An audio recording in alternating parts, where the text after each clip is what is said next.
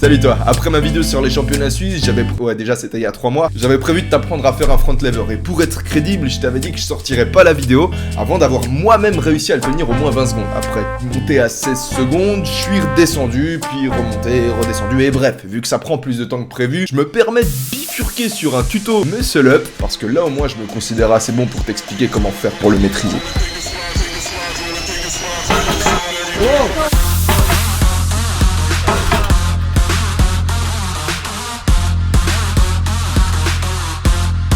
C'est quoi un muscle up? En anglais, ça veut dire muscle vers le haut. Ça explique rien, c'est pas super vendeur, on s'attarde pas plus sur l'étymologie. Au final, quoi de mieux que le visuel pour... Ok, ça ressemble à ça. Et ça peut se décomposer en 3 étapes. Une traction, un passage des enfers et un dips. Socialement maintenant, un muscle up, c'est un mouvement qui va susciter l'attention et parfois même l'admiration de tes congénères. Quand t'envoies un muscle up, t'as un paquet de muscles qui se contractent. Le grand dorsal, les abdos et les biceps au début, les pectoraux, les triceps et les abdos toujours sur la fin. Son habitat maintenant, tu peux le retrouver en street workout évidemment, mais aussi en crossfit. En street workout, on cherche à donner une impression de contrôle. C'est pour ça que, contrairement à nos cousins du crossfit, on évite un maximum de s'agiter. Dans ce sport, les pratiquants en ont rien à cirer de la beauté du geste, donc ça sert à rien de leur dire que c'est moche. Leur but, c'est d'envoyer un max de répétitions. C'est un autre délire, donc tu peux te foutre de leur gueule si tu veux, mais vu que c'est leur droit de jouer aux asticots, t'as meilleur temps de leur foutre la paix et d'aller t'entraîner. Parce que ouais, t'as du boulot. En street workout, on a plusieurs races de muscle-up qui sont apparues avec le temps, les croisements, la sélection génétique, tout ça tu connais. T'as mon préféré, le muscle-up explosif,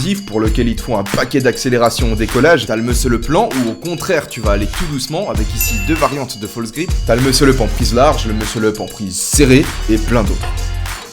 Dans cette vidéo, je vais te parler exclusivement du muscle-up classique et te donner le principe qui te permettra d'apprendre toutes ces variantes. Si t'as écouté, il y a 30 secondes, je t'ai dit qu'on pouvait décomposer le mouvement en 3 phases. Pour commencer, t'as la traction, tout à la fin, t'as le dips, et entre deux, t'as un putain de passage des enfers.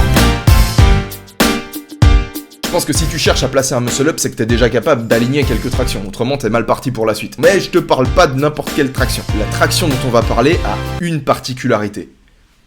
Elle est super moche. C'est pas une traction de beau gosse. Ce que tu vas faire, c'est placer tes mains largeur d'épaule parce qu'en montant, tu vas chercher à effectuer un mouvement circulaire autour de la barre. Maintenant, tu vas t'envoyer en avant en gardant une tension dans tes bras et aller chercher le plus loin possible avec tes pieds. Juste avant que tes bras se déplient complètement et que tu te déboîtes les coudes, tu vas utiliser le réflexe myotatique. Un réflexe myotatique, ça correspond à la contraction d'un muscle suite à son propre étirement. Et tirer jusqu'à ce que la barre soit au niveau de ton torse. Mais pas après. C'est là que la traction s'arrête. Vu que tu réalises un mouvement de façon explosive, c'est-à-dire en tirant comme un acharné, il y a de grandes chances pour que ton élan te permette de passer jusqu'au niveau du passage des enfers. Et ça, c'est pas un problème. Pour autant que ce soit exclusivement dû à l'élan. Regarde, quand la barre arrive au niveau de mon torse, je peux pas continuer à me tracter. J'ai pas dit que je pouvais pas continuer à monter, hein. J'ai dit que la traction s'arrêtait là.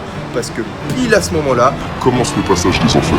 Maintenant, dis-moi, si je te parle d'un passage des enfers, est-ce que ça te donne envie d'aller y faire du tourisme? Le passage des enfers, c'est ce qui commence juste après ta traction. C'est une position dans laquelle tes coudes prennent méga cher si t'essayes de le monter en force avec des articulations niveau 1, niveau 4 ou niveau 5 minimum. En tant que débutant, ce que je veux que tu fasses, c'est que ce passage des enfers, tu le traverses le plus rapidement possible, comme une fiotte, rien à... Avec ta traction, il faut que tu te propulses suffisamment pour que tes poignets puissent se replacer dans la position qui te permet d'enchaîner sur ton dips. Moi, je veux que ton muscle-up, ce soit rien de plus qu'une traction suivie d'un dips. Avec le temps, quand tu auras upgrade tes articulations, tu pourras tester le slow muscle-up et traverser les enfers comme un cow-boy. Tu pourras même prendre le temps de contempler tous les petits coudes qui tapissent le sol. C'est super chou. Tous ces petits coudes, ils appartiennent à des impatients, encore incapables de s'envoyer assez haut sur leur traction, mais qui ont essayé de forcer le truc en passant un coude après l'autre. Tu sais, je plaisante beaucoup avec ça, étant forcément qui s'en sont sortis sans ma méthode, mais au final, toi, tu veux quoi? Tu veux tout péter?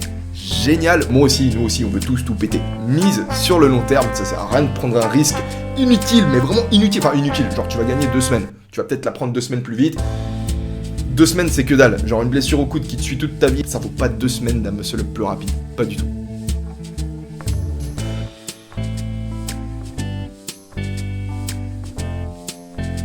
Les dips sont la plupart du temps exécutés sur des barres parallèles, ils permettent de travailler les triceps et les pecs. Perso, je les ai longtemps combinés avec des pompes et je soupçonne fortement cette alliance d'être responsable des nichons que je me tape.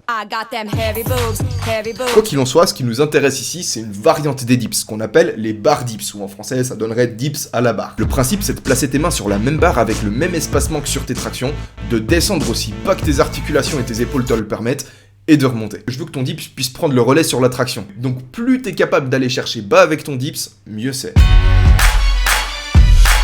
Dans notre sport, on reprend souvent des mouvements de gymnastique qu'on va passer un peu comme des bourrins grâce à la force. Et si on laisse en bonne partie la technique de côté, c'est parce que contrairement à un gymnaste qui peut apprendre en club et avec un entraîneur, nous on a dû se faire tout seul, que ce soit dans notre chambre ou dans la rue. Je vous parle d'un temps que les moins de 20 ans ne peuvent pas connaître. Je te parle de ça parce que nos cousins gymnastes ont un truc qui s'appelle la bascule. Et dans ce mouvement, grâce à une bonne technique, tu te retrouves au-dessus de la barre sans plier les bras. Tu vas même pas utiliser ta force. Nous, pendant un enchaînement freestyle, quand on cherche à repasser au-dessus de la barre tout en gardant le flow, c'est-à-dire la fluidité des enchaînements, on va faire un muscle-up dynamique. Il ressemble à une bascule, mais c'en est pas une parce que tes bras se plient, on pourrait croire que c'est un muscle-up, mais quand tes jambes se balancent à ce point, même un crossfitter il te le valide pas. Mesdames et messieurs, faites un tonnerre d'applaudissements pour le muscle-up dynamique.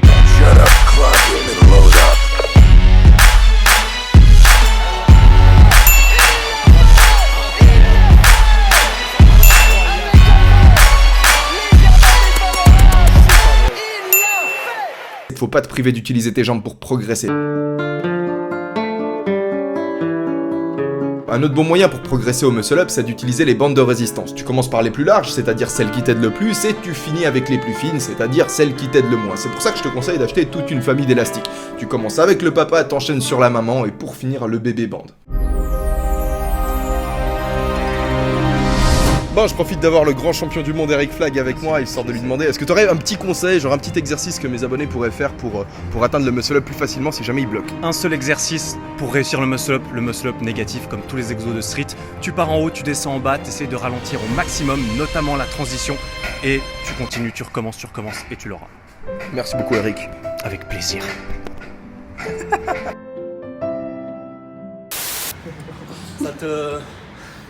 Ça va? Convient Eric. Ça te convient? Je suis fort convenu donc j'ai plus besoin de toi.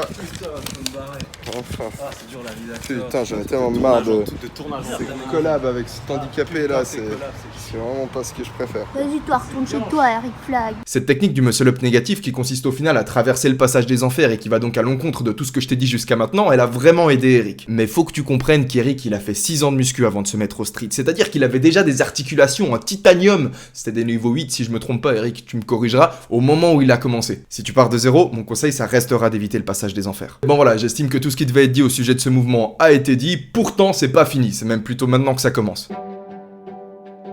Pour la prochaine fois, je vais te donner un devoir, comme à l'école. En fait, je veux que tu apprennes à faire le muscle-up, que tu filmes ta progression, c'est-à-dire entraînement et tentative, jusqu'à ce que tu réussisses à faire le mouvement. Je compilerai et je commenterai ce que tu m'as envoyé. Et pour te remercier, je vais te laisser 5 secondes de libre parole sur ma chaîne. Tu peux faire une pub pour une chaîne, un compte Instagram, une voiture que tu veux vendre, un produit, une entreprise. Tu peux faire une dédicace à ta team, une demande en mariage, demander de l'argent et même partager tes opinions politiques. Moi, ça m'est égal. T'as une carte blanche de 5 secondes dans les limites de ce qui peut être dit sur internet sans que je me mange un strike de YouTube. Les conditions pour que je poste ta vidéo sont super simples. Faut que ce soit de la 1080p filmé en paysage. Les plans doivent être fixes ou stabilisés avec une luminosité acceptable. Pour plus d'infos, tu jettes un œil dans la description, mais sache que c'est un concept que tu vas retrouver dans beaucoup de mes vidéos. Si tu veux suivre mon quotidien en story et que t'aimes bien les jolies photos, viens sur Insta. Si tu veux me parler, viens sur Twitter. La prochaine vidéo, ce sera soit celle de ton muscle-up, soit le fameux tuto front lever. À bientôt.